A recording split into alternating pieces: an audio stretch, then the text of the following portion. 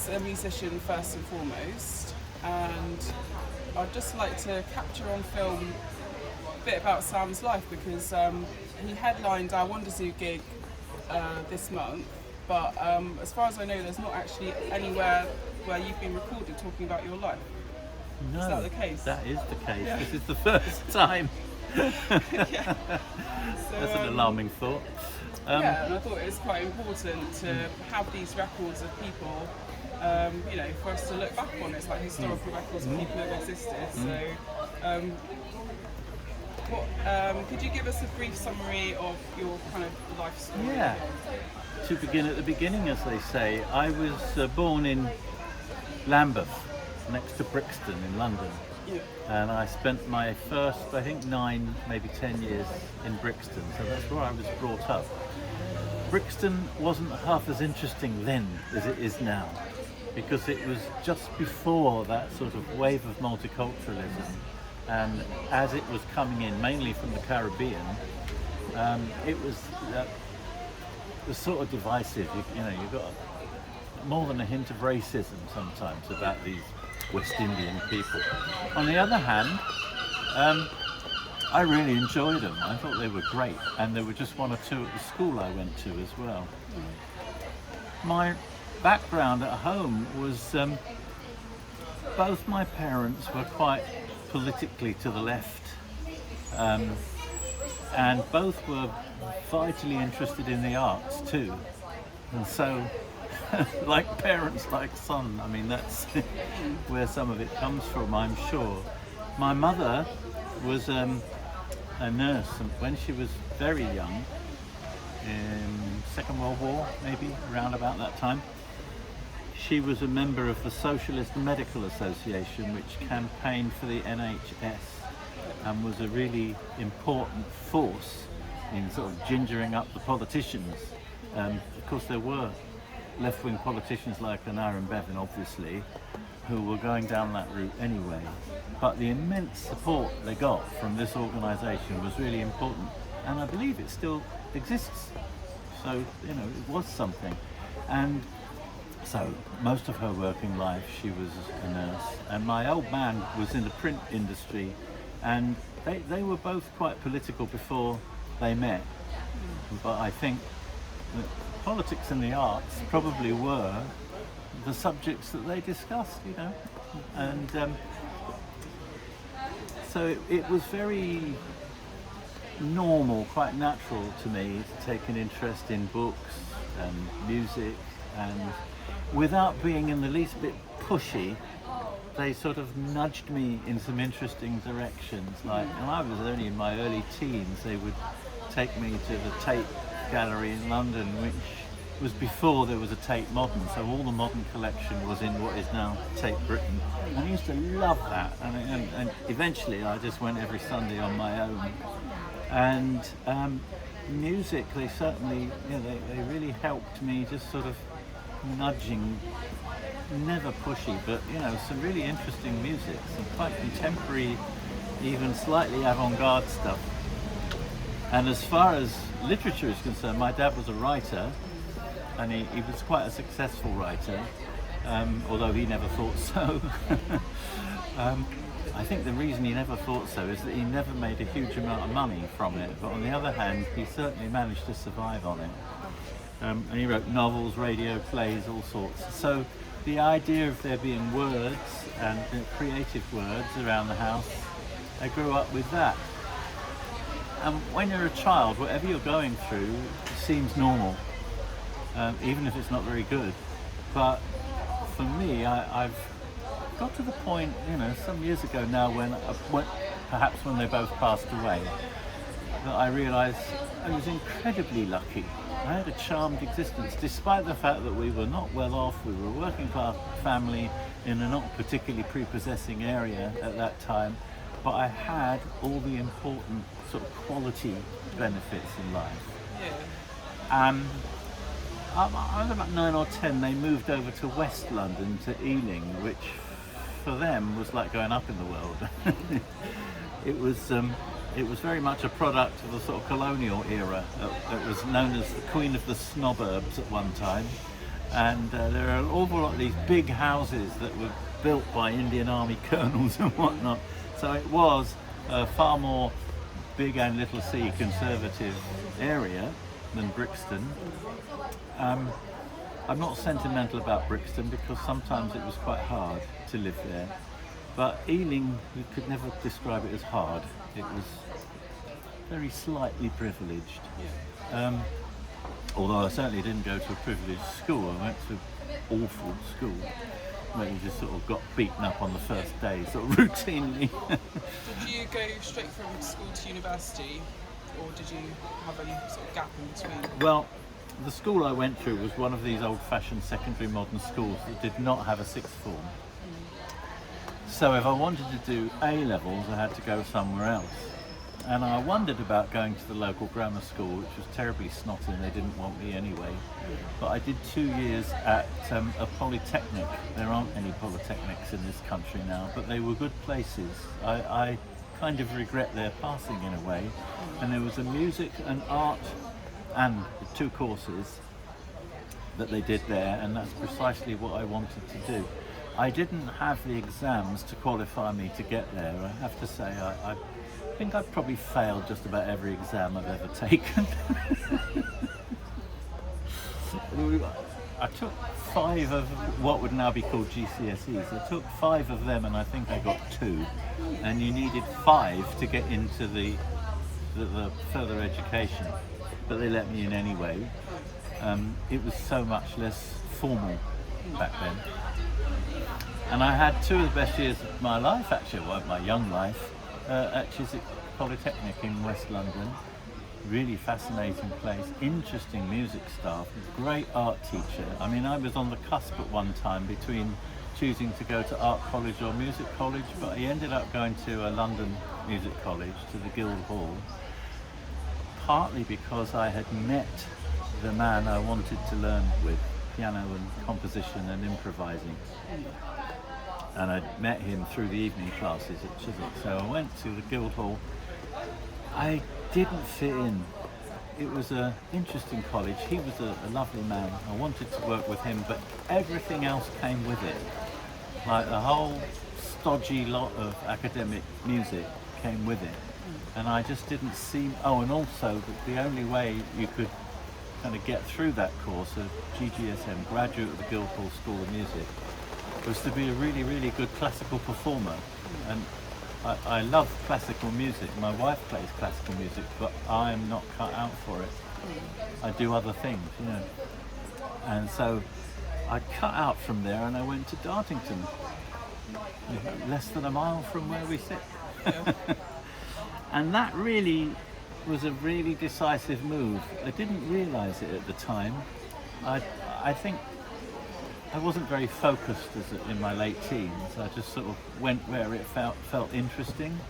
Didn't have any idea where it was leading. I didn't even quite understand that I'd got myself enrolled on a teacher's course, because I didn't want to teach and I hate schools. Did then, still do. So, you know, it's like, why was I on a teacher's course? It's completely balmy.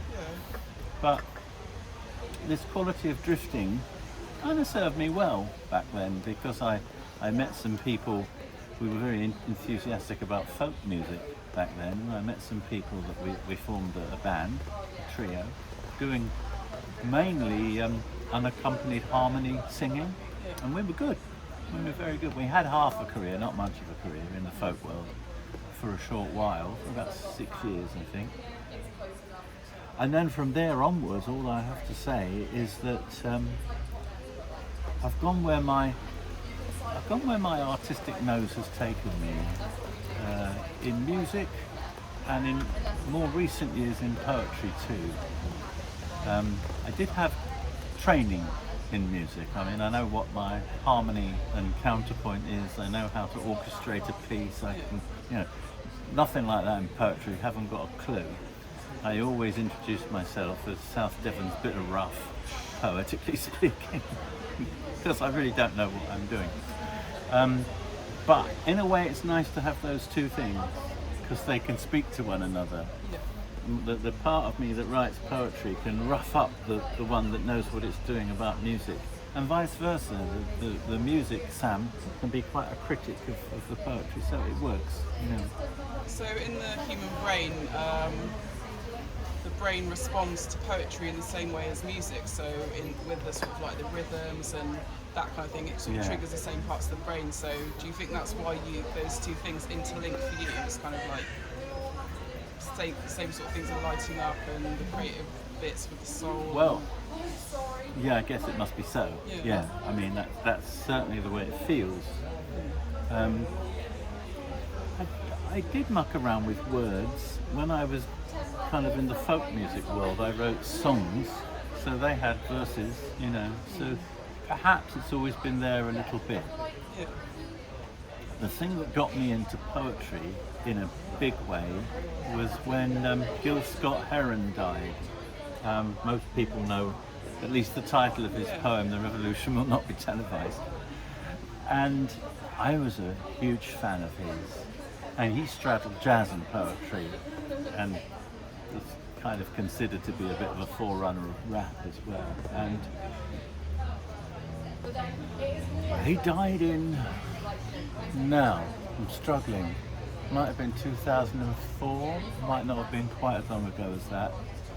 Anyway, I regularly did jazz gigs at that time, mainly just around here. And on that occasion, I wanted to do a tribute. I just wanted to mention somebody who had been incredibly important and inspirational to me. And I thought, I'll do that. I'll read "The Revolution Will Not Be Televised." I've got a jazz band, we can provide the beats and all that. However, as I rehearsed it, I realized that I was on a loser because there are various things. First of all, it's American, and a lot of the references to popular culture would just no longer people in this country, my pub audience, they wouldn't know what they were all about. They were a long time ago, they were 1970s, you know.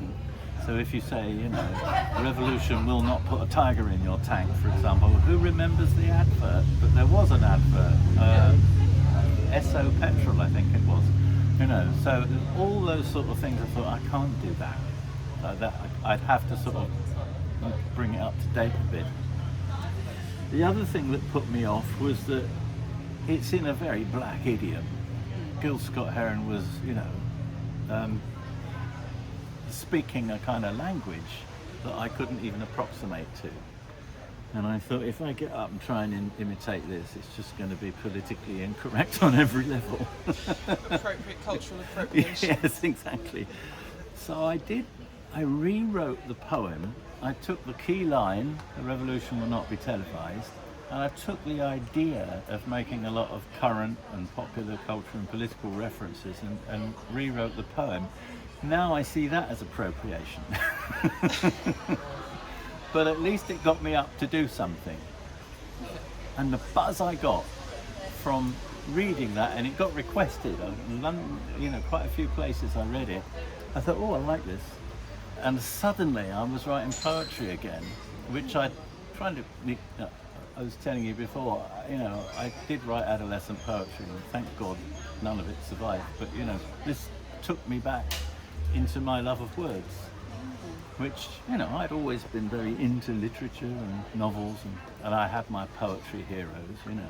So was that feeling when you had an audience response like that, was that the first time that you really felt that buzz of being in front of people, getting that instant response, and was that kind of like a high that you'd never felt before?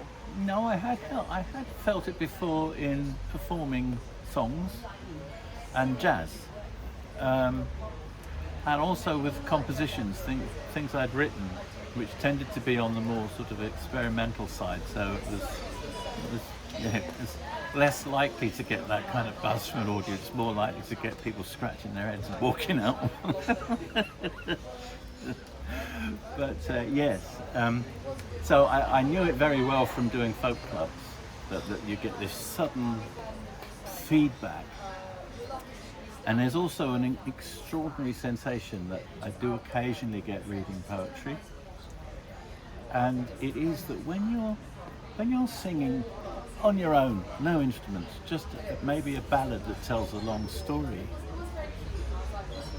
you can, if you're really concentrating and you're really in it, you can suddenly get this weird impression that everybody who's listening to you is breathing at the same time as you are. Because you can hear a pin drop, Yeah. and there's no sort of sense of, in a pause between the line. You don't hear anyone breathe. They don't breathe at the end of the verse. They're all with you. Yeah. And that's a wonderful sensation. And I have had that a few times reading poetry, I must say. Yeah. When I used to do a pub quiz, I did a pub quiz a few times, and I was singing a cappella as part of one of the quiz rounds was singing. I chose it to be singing, and I would sing a cappella, the first verse of a song, and I'd feel that silence in the room with just me singing a cappella. You just feel like everyone is kind of in the same place as you. You're just like all together in this one experience. It's like, yeah. It's quite extraordinary. Yeah. It really is. Yeah. And, that's when real communication is happening. It's a sense of real unity, isn't it? If everyone's paying attention intently to the same thing, you feel like a sense of consciousness unified. Yeah. No shuffling, no coughing, nothing. Yeah. Just, we're all concentrating on these words or this tune or whatever, and it's a lovely feeling. I mean, it feels as though you feel as though you're accomplishing something, which you are, and you, in a way, it's like, well, this is the reason I do this, in order to engage people, and here it is. So and a little bit with jazz. For me, it was more likely to happen in folk music than jazz, because I haven't been touring as a folk artist since God knows when, late 80s perhaps. And back then, the use of microphones was unusual in folk clubs. They tended to be in small rooms, so it was very much like a sort of intimate thing that was going on. With the jazz, you either are amplified or it's a louder kind of music anyway, because you've got drums, bass, saxophone, piano. If I'm playing a piano, sometimes, depending on the piano and depending on the place, I need to amplify it, put a mic in the piano. So it's a louder form of music, and it's actually harder to do that.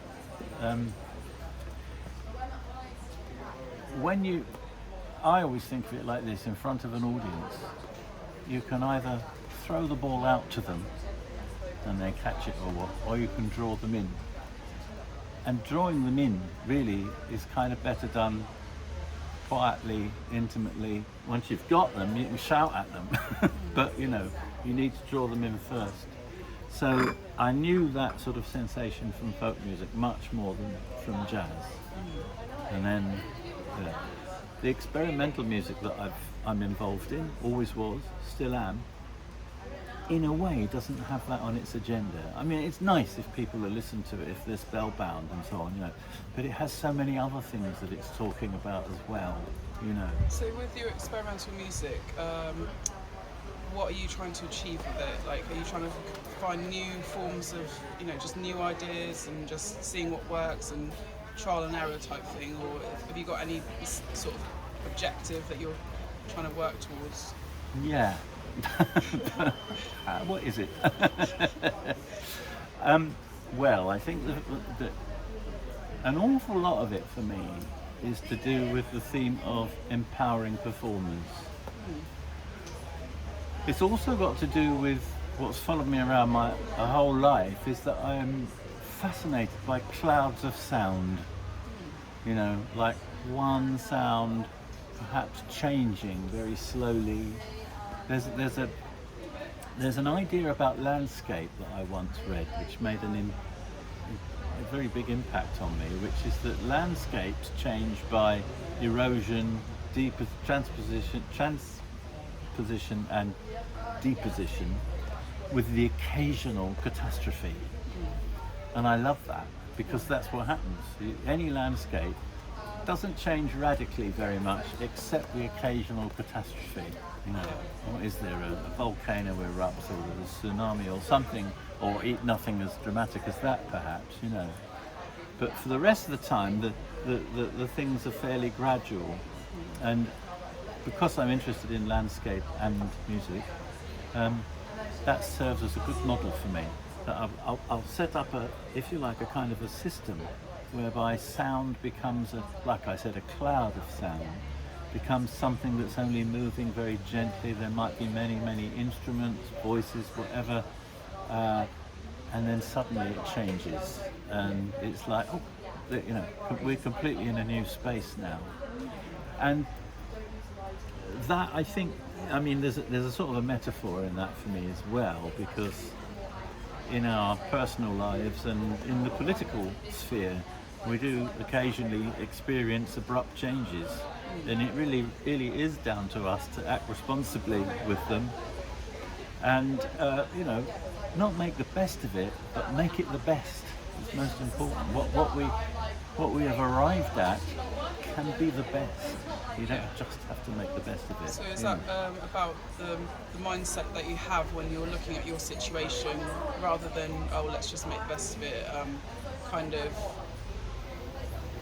that feeling of like, oh, it's not going to be that good, you'll just have to like endure it, but you're kind of saying, rather than that attitude, you need to actually actively make it the best situation possible with your own kind of input. Yes. Yeah. I can't and won't let go of optimism. And I think we're done for if we do. Yeah. Actually, that theme came out in that poem I read that you heard recently. Never give up. If you've given up, what in effect you're doing is you're not only giving up yourself, but you're giving up like all those other people you've given up on. So I have this kind of inbred optimism. I think it's kind of relevant at the moment because, I don't know, somebody might listen to this interview that we're doing in a few years' time and it's all history, but at the moment we're going through this health crisis. Scary, and yet it could presage some real differences in society and in the way people behave towards one another.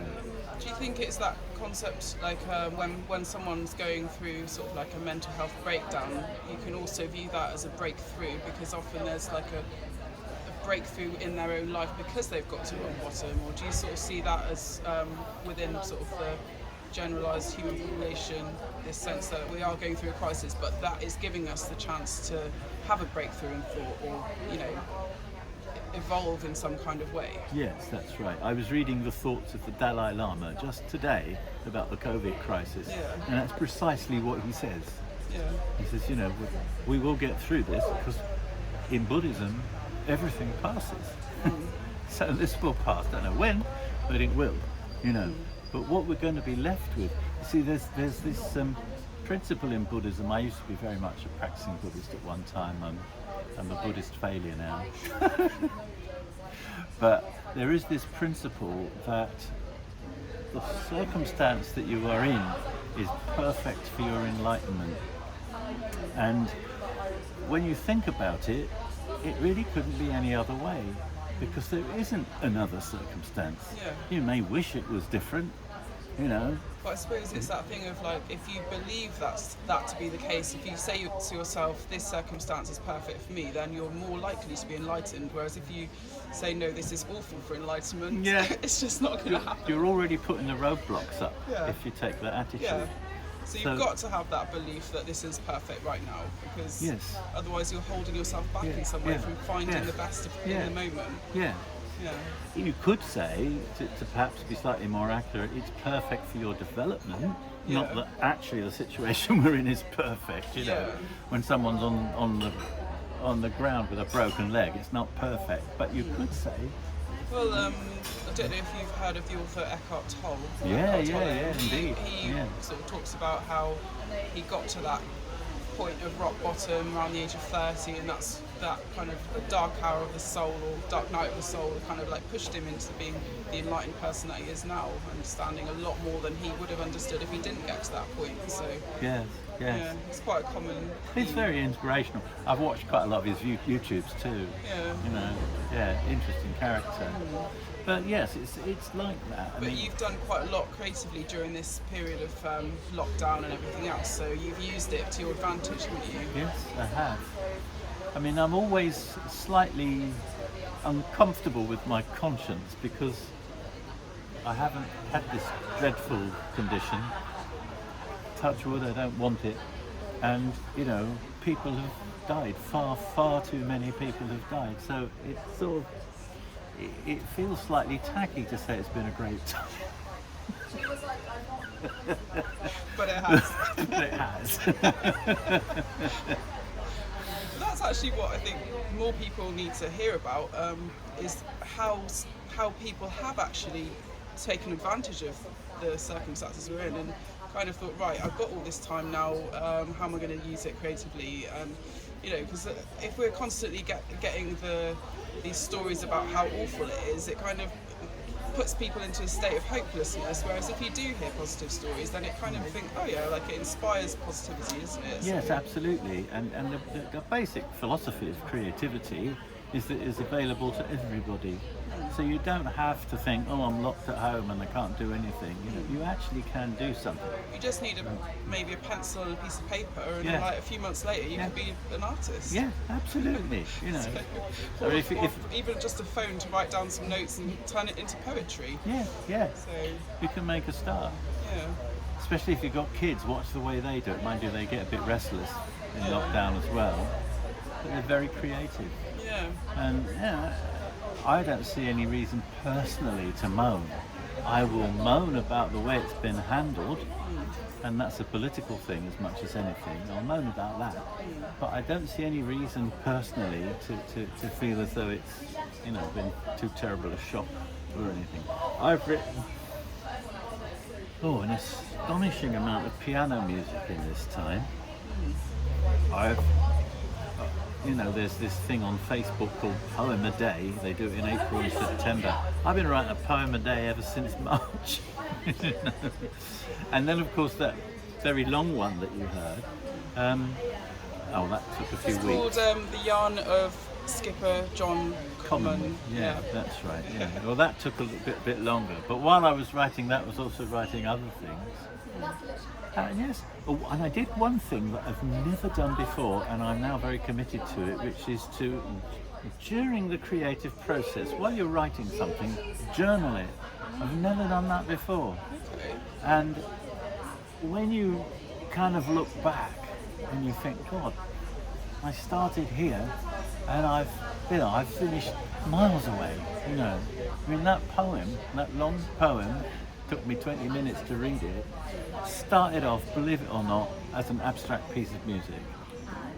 And there's a kind of creative thread that went from there to this long poem. To me, I can follow the stages. For anybody else, it's probably quite improbable, you know. Do you ever find yourself being astonished by your own creativity, going from that point of just an initial idea of an abstract piece of music, then to suddenly you have this 20-minute piece of poetry? Do you surprise yourself sometimes? Yeah, sometimes, but I have this innate trust of the psyche, and I often think, for a few years anyway, I used to go to a summer school that was organised by Jungian art therapists. They were very interesting people. I know a little bit of Jung. I haven't read his pages the way they had. And at the end of the week, the guy who organised it would get up and they'd all propose toasts, and the final toast was to the psyche. I suppose, what else is there? Everything is the psyche. Right, so, okay, I'll drink to that, you know. But I think the level of surprise can change. I think the more you do it and get used to it, the more you want to go a bit further, because part of the thing about creative work is to surprise yourself. You know, you make something that looks back at you. I remember seeing a programme about the abstract painter Patrick Heron from St Ives, and he was painting one of his big paintings. It was all filmed, it was on telly years ago. And you know, he'd get to something that looked great, and you'd think, oh, if I'd done that, I'd have left it. But no, he's all over it again, you know. And eventually he said, that's it. Who was the painter that said, now it looks at me? I forget, it might have been Paul Klee or somebody. I'm not looking at it, now it looks at me. That moment. But in a way, you have to work a little harder for that moment. people think that as you get older, it gets Yeah. easier. Sod it, it doesn't.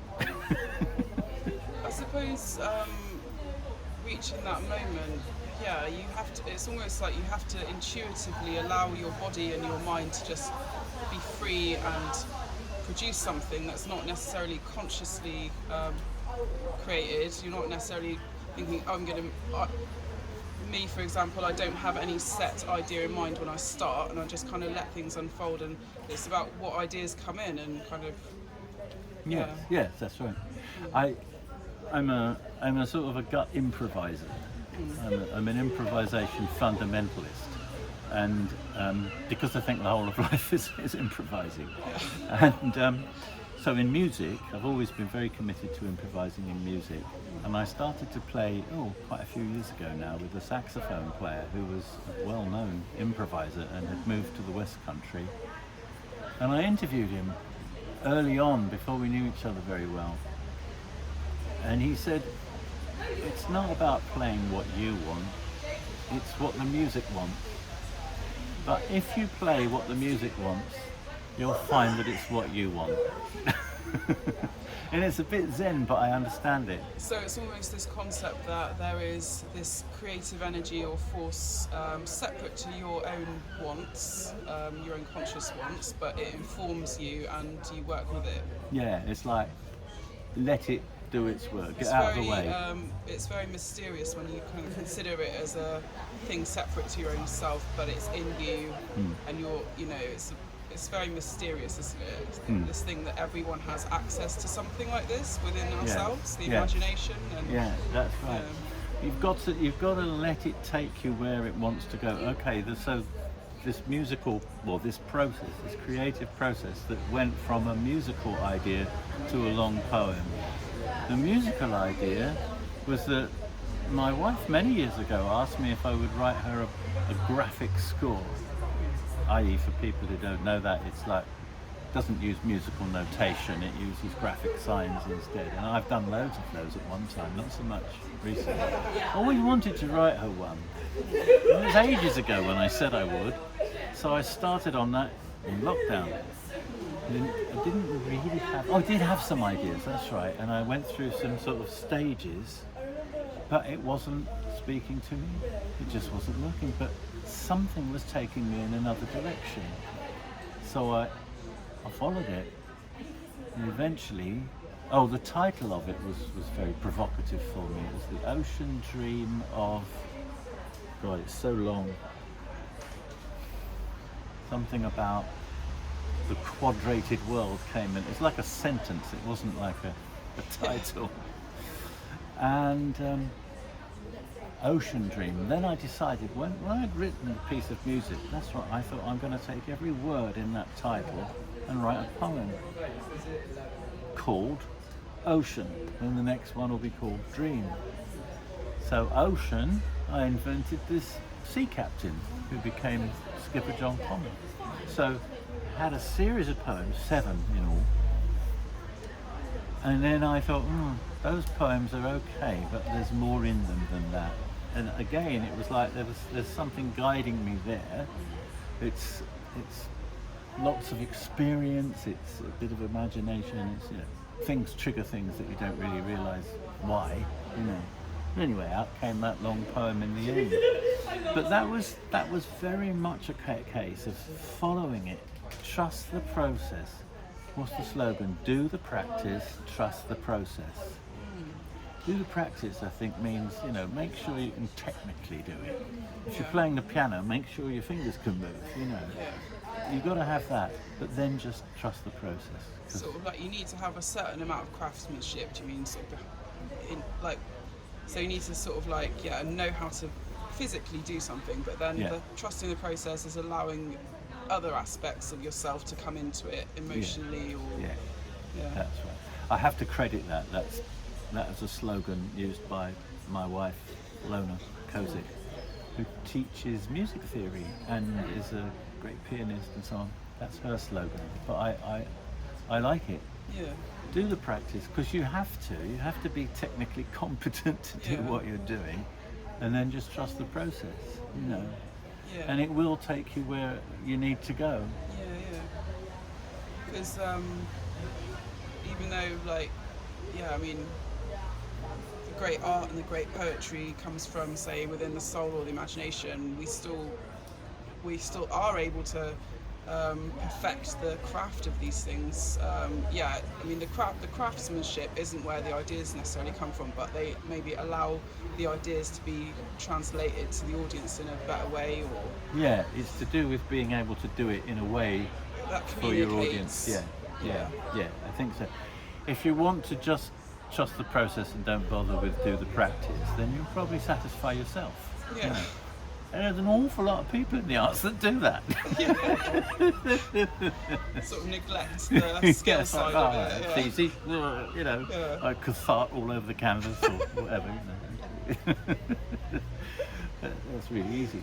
But if you want it to be something you can share with others, actually it's a serious point, because these Jungians that had this summer school would say, I mean, they were art therapists, and they would say that when they're working with a client, the moment you introduce the idea of a spectator, an audience, or, you know, for God's sake, you know, exhibiting them, then a lot of the value of the experience is gone. It has to be this private experience between client and therapist. So therefore it's not doing the practice. It's all process. Now, there are lots of people who have been through art therapy, found it satisfying, and then gone on and got the technique and, you know, gone further with it. And that's a really lovely story when it happens. But it is true, you know. I mean, I used to teach music improvisation at Dartington College, and a number of times people just came to sort of the equivalent of musically spewing all over the room, you know. And you have to sort of bring them back, you know. You have to say, well, that, you know, you enjoyed that, but nobody else did. You know? So it's kind of like, if you want to do that for your own private catharsis, fine, but if you want people to really engage with that, then you need to think about how you're actually doing it and the technique and everything else. Yeah. So it's actually quite difficult to produce things that are both satisfying to yourself and others in that way. Yeah. Yeah. And when you're writing, I think, whether it's music, poetry, whatever it is, I think you're kind of imagining your audience a bit. But your audience probably consists of people a bit like you, you know. Yeah. No, I can't write for fascists, you know. But do you think that when you produce things knowing that they are going to be presented to other people, do you think that can sometimes hinder the sort of creative process if you feel like, oh, you know, you're trying to appeal to the masses, or you're trying to appeal to a certain type of person to sort of think, oh, I want to communicate this, but is it kind of inauthentic? Do you know what I mean? If you're worried about what someone else is going to think. It's a really complicated area, isn't it? Because, like, when you apply for funding, for example, most funding bodies, certainly the Arts Council, are very fond of asking who is your target audience and what do you think the effect of your work is going to be? How will you establish that? You know, the honest answer to which is all I don't know. And I wouldn't be doing this if I knew. Because it's kind of because art in a way it's got that experimental thing where you do it not knowing the results, but then the results happen, and then that's part of what you're doing, isn't it? It's like, And then, you know, it's taking your blood, sweat and tears to get there. And then someone asks you to do the same thing next week and give you a commission, you know. I've moved on from that, even in a week. You know? So it's a difficult area, yeah. I mean, audience directed, so not so much with music, but when I write a poem, I nearly always read them out loud over and over, because I want to know what the rhythm's like, and I want to know if there's any sense of drama, you know, where would my voice, for example, go? And what I'm doing really is I'm thinking about how it will be received. Yeah. You know? So do you sort of see your voice in a way as being an instrument in its own right, and that you're using it and playing with your voice in a way like you would with a musical instrument in order to create an effect with the audience? Yes, definitely. Although I didn't always realise that. I think that's come to me in the last few years. And actually the existence of all these local poetry readings has just been great for that. You know, it's these it's a different now, of course, where we're all online with everything. But those, however many there are in Plymouth alone, for example, regular poetry sessions, they fulfill a kind of a role that folk clubs used to, actually. They're usually reasonably sort of progressive, radical. You know, I have heard some politically incorrect poetry. Usually it gets dealt with sensitively by nice, sensitive souls like you and me. But on the whole, it's sort of progressive, radical, you know, I won't say necessarily left politically, but... Well, I suppose I've never heard of a right-wing poetry group. No. Although apparently the BBC, the new Director General of the BBC is trying to have less left-wing poetry on BBC. And so there's been this sort of wild, postings on Facebook about right-wing humour. Can anybody think of any? Somebody said Bernard Manning, Jim Davidson. Well, these were sort of sexist, really, comedians. So there's always been a bit of that, but not these days. I don't think anyone could make it these days on that basis. They'd be probably too heavily attacked and shut down. But So, as your parents were quite socialist, has that fed into your life, and is that something that you see as sort of like the right way to go, or do you kind of see the future as being maybe we should forget about these paradigms that already exist and maybe we should look for something else? Yeah, first of all, about my parents, yes, they were very committed on the left, and interestingly enough, I never really knew that till about my mid-teens. I think they believed in leaving me alone, let the kid form his own opinions, let's see what life does to him rather than what we do. So I'm always grateful for them for that. But I always did have an instinct for the way they thought, so I guess it just rubs off. You don't have to say, son, you should be a socialist, but it does kind of rub off by the way people treat you. And then for some time I did really feel that the revolutionary left was the way to go. I still have hankerings after it, but it's not going to happen. It's as simple as that. And I think that the challenges that we face now, they do require, as you said, let's get beyond these old paradigms because they're no longer serving us well. On the other hand, I don't want to drop some of the perceptions in the humanitarianism of progressive left philosophy. I don't want to drop that. We can quarrel about Karl Marx. Marx didn't get it all right. He wasn't the greatest economist in the world. He predicted revolutions that never happened. We can quarrel about that. But there was a strain in him which was humanitarian, even though that appeared to disappear later in his life. But in the early writings of Marx, he's quite a humanist. And he was motivated by the fact that a very, very large, huge majority of people around him were really suffering badly.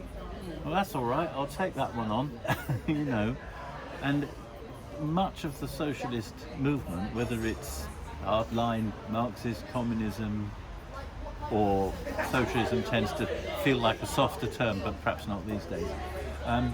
But that has always been motivated, well, let's care for all of us, let's care for the majority, let's not discriminate amongst people, let's not operate a system that is inherently unfair without trying to do something about it. Well, I don't suppose I'm going to move from that perch. That's definitely where I am.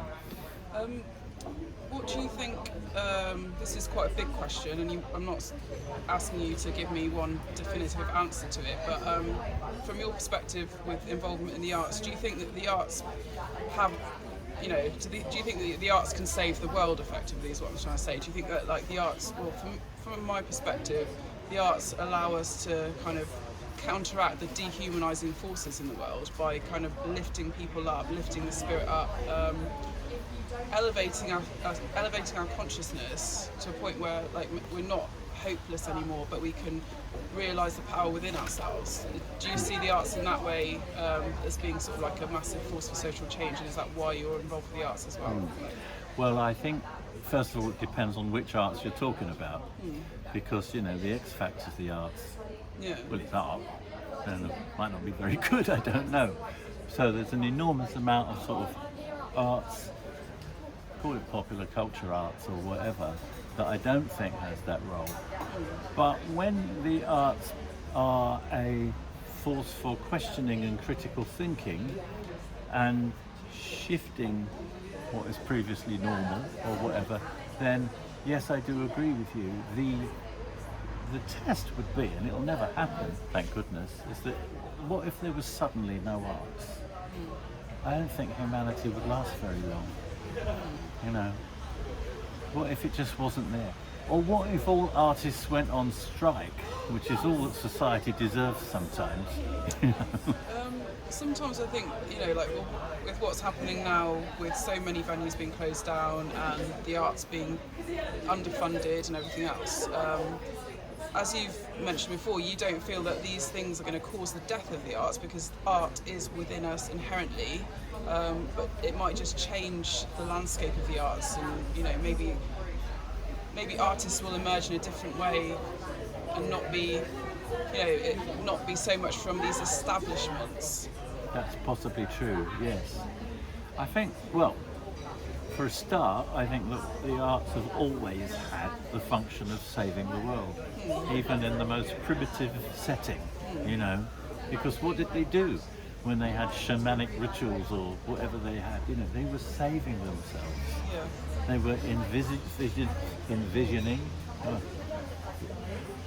and ritualizing, so that at the very, very least they could continue in some kind of way that made sense, you know. In that sense, they were, you know. Sort of like this need to make sense of ourselves.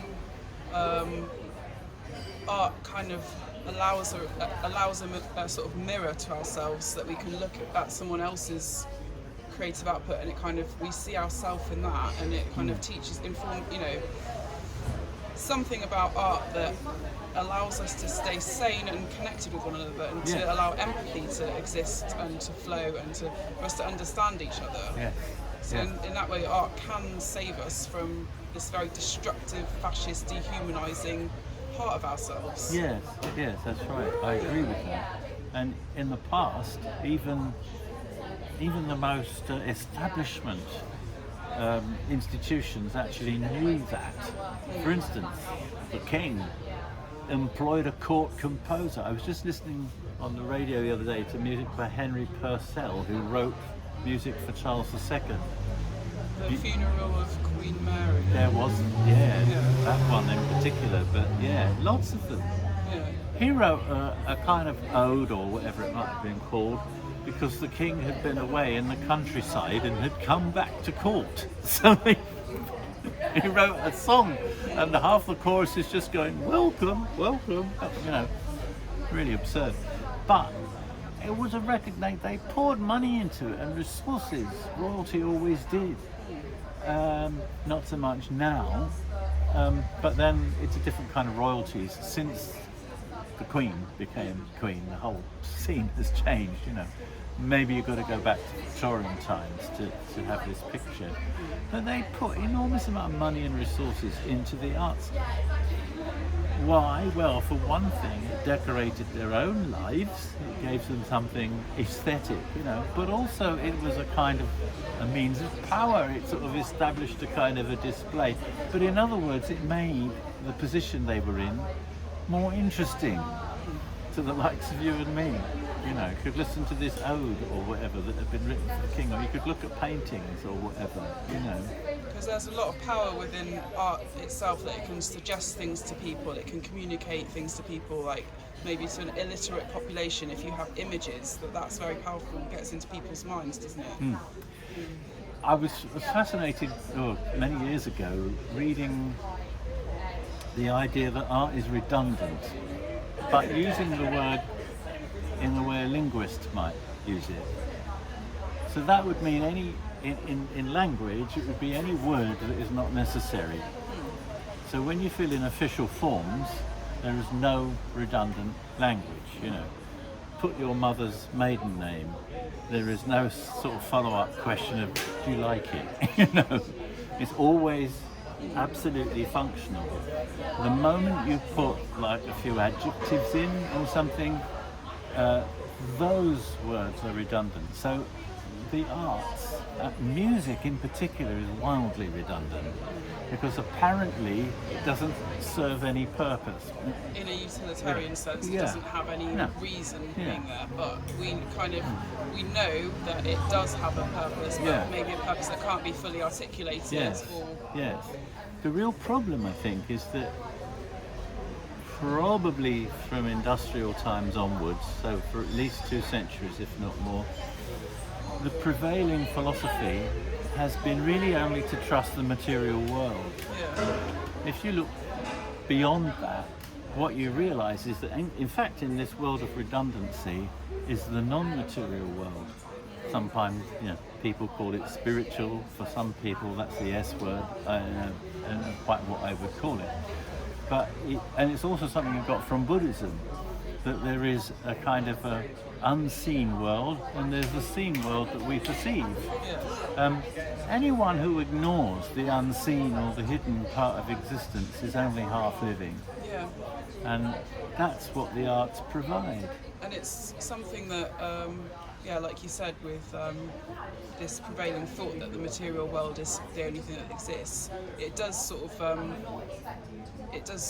say, you know, this idea that the unseen world or the imaginary world isn't real. It does sort of like take away a massive part of ourselves, like maybe the biggest part of ourselves, I suppose. Just because the material world doesn't really offer us as much as the world inside of us, the creative world, and the world of ideas, and I don't know. No, that's right.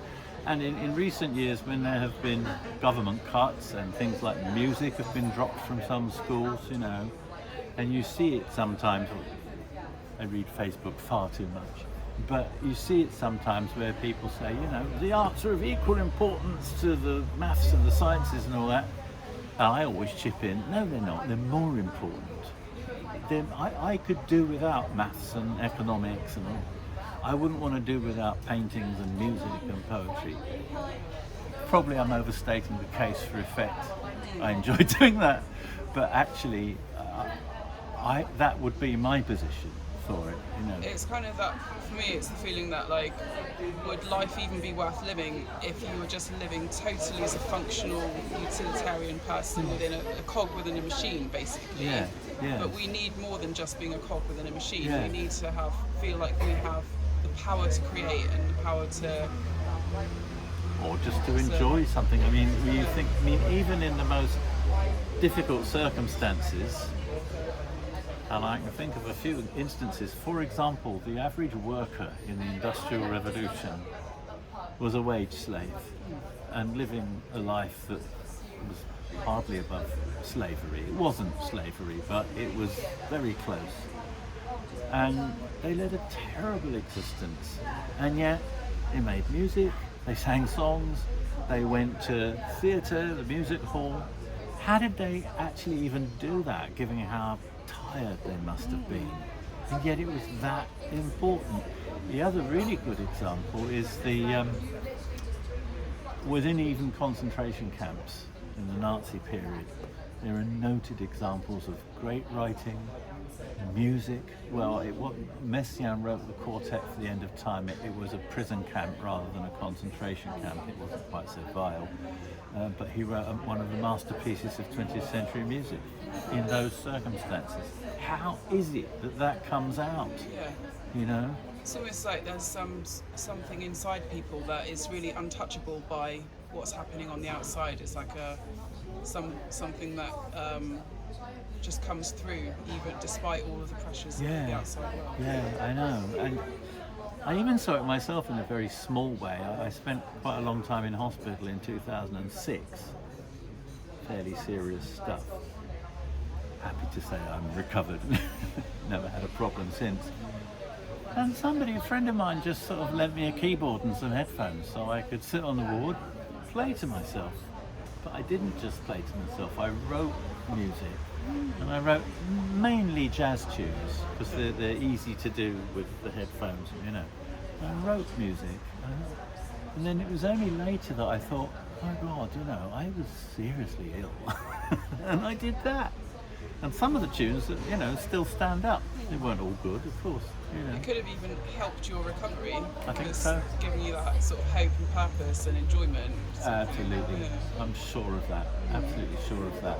So That was part of it. it's terribly important to give people kind of like allow them to use their own creativity, isn't it? Because once you can access your own creativity and trust in your own psyche, then you really have sort of like gained, you know, you've gained something massive, haven't you? Just going from, a lot of people are really disempowered, but to be able to help someone to take the first step to creativity, just with encouragement, or, you know, it's really important, isn't it? Yeah, absolutely. And, you know, I really admire the sort of thing that you and Peter Davey and the WonderZoo crew and all that, you know, you're like animateurs in Plymouth, you know.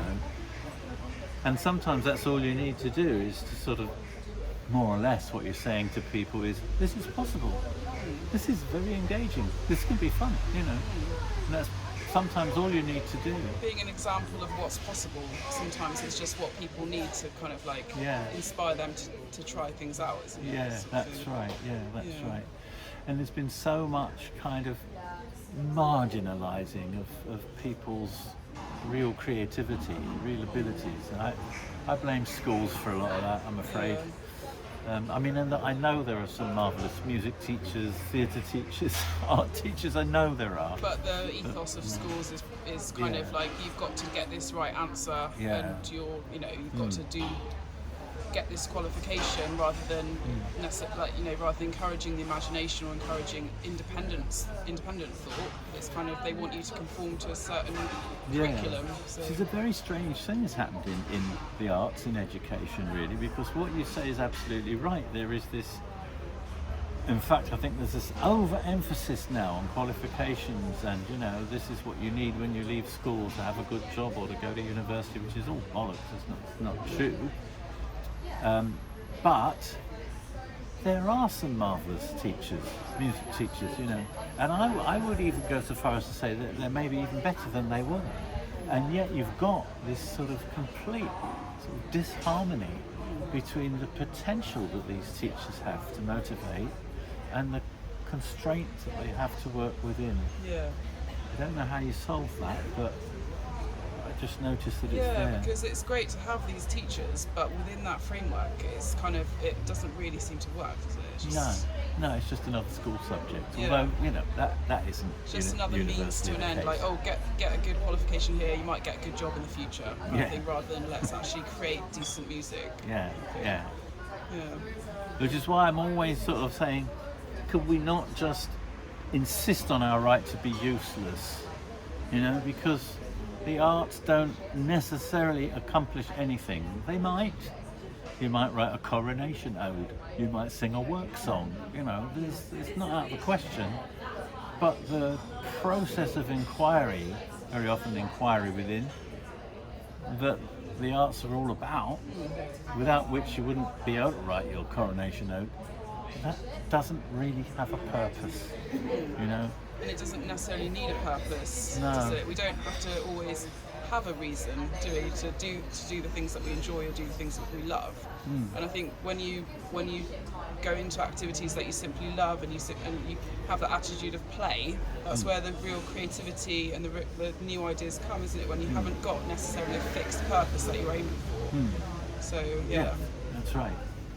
And it's really important that we kind of stake our claim and say, you know, this is what we're about. This is being human. You know, yeah, we're being human, we're hoping to communicate with one another. You know, not everyone's going to like everything we do, that's fine, let them do something else, you know, but we're staking our humanity on this. And I believe that so profoundly, you know. It's not just about me. Certainly it isn't anymore. Get to my age, it's not about you. It's about something else, you know, about the value of the creative process and the value of being able to share that with whoever's available. You know? Yeah, the value of being able to connect to another person through something that you've created, to sort of like create a link between you and another person, like, Yeah, that's right. And it is, we have to sort of hold on to that. Now, just returning to something you said, because we live in these times where a lot of venues are closing and what on earth is going to happen to the arts. I'm upset by that. I'm upset by the fact that the Theatre Royal in Plymouth is having such a hard time. I think these things are a good thing to have. And although I have huge issues with funding of the arts, nevertheless, you know, some very worthy organisations get funding, and it's good that they're there. However, what if they're not there? It's not the end. It's still, you won't wipe out the human urge to express themselves in the redundant language of the arts. You won't ever, you know, that will never happen. yeah. Now, what would happen? What might happen? Maybe people are forced back to the grassroots because maybe there won't be other stuff, you know. And it might give an opportunity for other people to rise to positions that they might not have had the chance to before. Yeah, So- that's right. It's just a chance of something Yeah. new, I think. Yeah, and you know, grassroots things is really worth taking note of. You know, it's an enormous amount of creativity in like just every day. Really. Yeah. I remember years ago I went to one of those little village fete, and they have competitions for various things like nice flowers and who grew the nicest marrow and all this. And one of them was for 3 potatoes on a plate, and I looked at this and I thought, well, you've got to grow the potatoes, they've got to be your own, right? You've got to find a nice plate, it's not just a paper plate. You've got to find 3 compatible shapes, you've got to arrange them nicely. There's a lot of aesthetic decisions go on there, you know? 3 potatoes on a plate, first prize. And then I thought, if you put that in a Tate gallery, Tate Modern, everyone would have taken it seriously, but in a completely different way. 3 potatoes, oh my God, that's postmodern, you know? You know?